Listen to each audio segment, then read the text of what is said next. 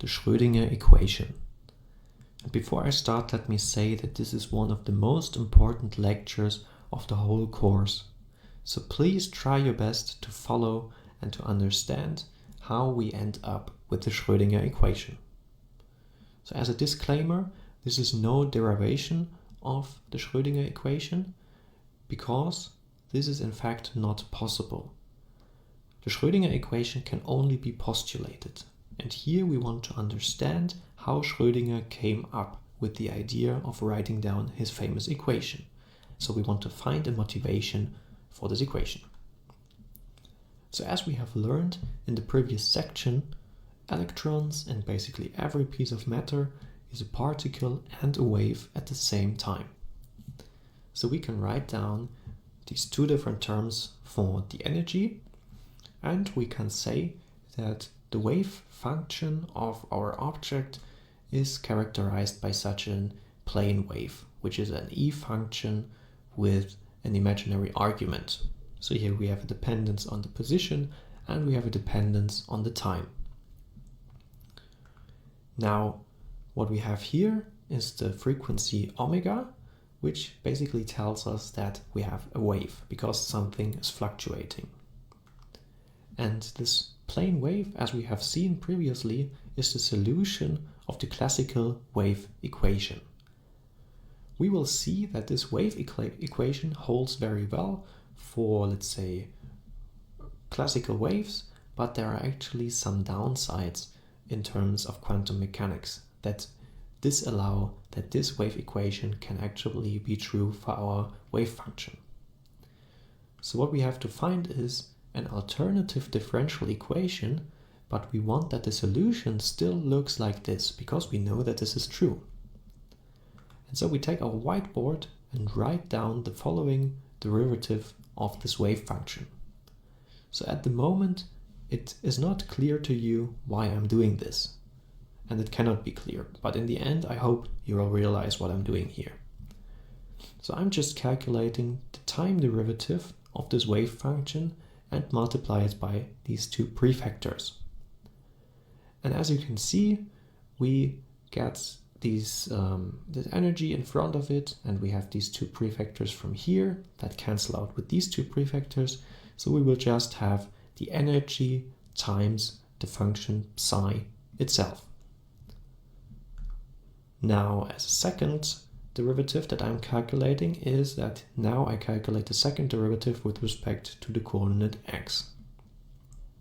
So this time what we get is the momentum squared actually, and we have this prefactor, and now this h bar cancels with this h bar, and what we have now is the momentum over 2m times our wave function itself.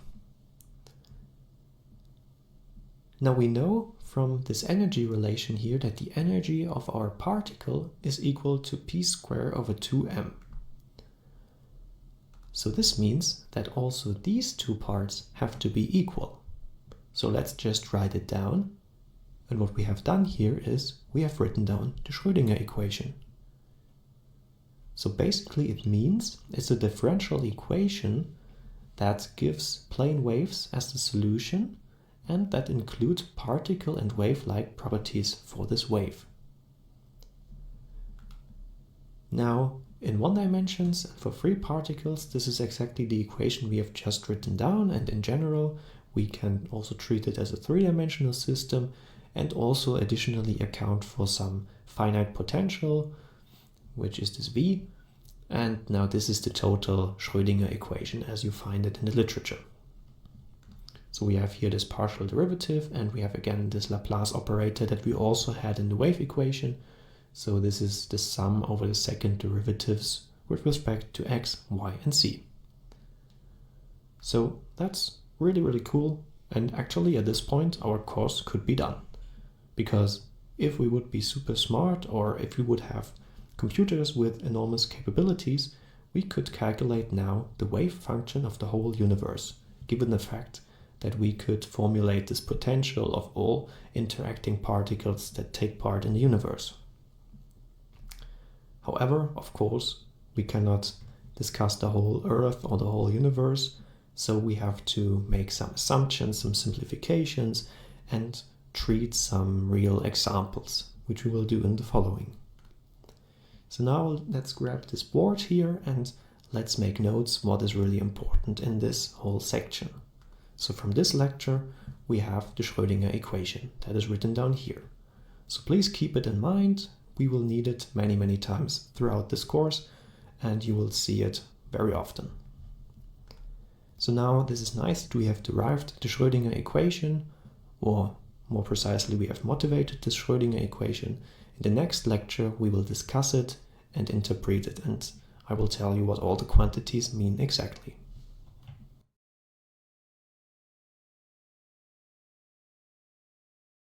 In the previous section, we have introduced the Schrödinger equation. So what we have done is we have started from this plane wave, psi of x and t, and we have shown that this is the solution of the classical wave equation. However, I've just told you that this wave equation is not suitable for classical particles, and instead we need a new differential equation. And utilizing this energy dispersion here, so basically combining particle and wave-like properties, we have ended up with the Schrödinger equation. So the main question here is, why is the classical wave equation not suitable? Why do we need a new one? And if we compare these two equations, we see that the main difference is that we have here a second derivative in time, and here we have only a first derivative. And this is related to Heisenberg's uncertainty relation. We have learned that we cannot know about the position and the momentum of an object at the same time. So this means if we think about really a particle identified with our wave function, we may know the starting position of the particle, so we may know psi of r and t at the time of 0, but then we can never know at the same time about the first derivative in time. And when we have a second order differential equation in time, as a starting condition we would need exactly these two informations, but we can never know them. This is a quantum effect. So this means the wave equation cannot be true in a quantum world. And instead we need a differential equation that is first order in time. And this is true for the Schrödinger equation. Now, as a second principle or a second reason why the Schrödinger equation is reasonable is the principle of superposition. So we have talked about this already briefly in the double slit experiment, where I have told you that the total wave function is the sum of the wave function originating in slit 1 plus the wave function in slit 2. And this is a general statement that must be true in quantum mechanics, meaning that the sum of solutions must also be a solution themselves. So this means the differential equation must be linear in psi. And this is true. We have here a term that is linear in psi, and we have here a term that's linear in psi. And we don't have any constants. So if this is true, then we can write the total wave function as the sum of multiple wave functions, and then we have here these evolution coefficients. Now, the third condition is normalization. So the wave function must in some way represent our electron or our particle. And in order for this to be true, the wave function must be normalizable. So we have here introduced a norm, which is the absolute value of psi squared, and then we integrate over the whole three-dimensional space, and this integral must give 1. So I think at that point it's not really clear why we would define the norm of our wave function in this way. So let's discuss it in more detail. So people have defined the so-called probability density, which is this rho of r and t, and it's just the integrand here of this formula. So it's basically the absolute square of the wave function.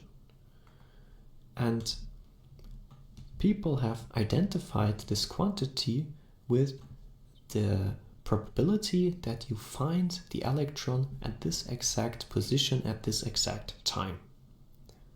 And now when we integrate over space or over a region where we have, let's say, one electron, this density, of course, has to integrate to 1, because when we measure our electron, it has to be somewhere. And therefore, we want that the wave function is normalized to 1. So let's just assume a Gaussian wave function that is centered at r equal to 0. At this point, it's not really clear where this comes from. Let's just assume an example. So this is our wave function. Now, rho, this density, can be written like this one here. So it's really also a Gaussian wave function. And now we have here a core of an atom, and we have here an electron, and we measure it once. So we will see that the electron will be positioned at some point around this nucleus. So this may correspond to this initial thought that these electrons circle around the core, around the nucleus of the atom, and that they have a well-defined position. However, when we increase the number of measurements, you will find out that this is not true. You will really see that there will be a whole density and something like a cloud of electrons. So these electrons do not really circle around the nucleus. It's more like there is a probability density that is centered at the nucleus position, and then when we measure, we can expect to find the electrons somewhere in this cloud. And some points, especially close to the nucleus, have a high density, and then going away from the nucleus, there is a lower density. So for this interpretation to be true in a mathematical sense, we need to find a continuity equation. So you may have seen such an equation already in electrodynamics, but if not, it's also not a problem. What you have to realize here that the right side of this equation is 0. So you have no sinks and no sources to this probability density. So what we need to find is a so-called probability current density J that fulfills this equation in relation to this probability density. So let's take again our whiteboard and show that this can be straightforwardly written down. So we start with a time derivative of our probability density, which is basically this term. So as you remember, rho is the absolute valued square, or you could write psi star times psi, and then you apply the product rule for the time derivative. So you get this expression. Now what we do next is we use the Schrödinger equation for this psi star and for this psi. So what we then get for this expression is basically our Schrödinger equation times psi plus psi star times this Schrödinger equation. Now, since we have written down here everything in terms of vectors of position vector r, and this is here the Laplace operator, now I want to make the system basically one-dimensional, so I write it down as the sum over the individual components x, y, z, which we can do because the Laplace operator is a sum. And now we have here the one-dimensional version of this equation. Now what we can do is we can write the derivative in front of it. And now we have here this term left. And if you look at it, we have a sum of the derivative times some expression here. So this is exactly this divergence. Laplace operator times some vector j. So we can just find that this quantity here is the vector j. So it's not really important that you can exactly follow what happened here. What you need to remember is that we have found a continuity equation, which means that this probability density for the electrons is conserved over time. It does not change over time, and therefore we can interpret it really as the probability for finding an electron at the position r at the time t. In the next lecture, we will continue with the discussion of the Schrödinger equation and the interpretation of the individual quantities by talking about operators and their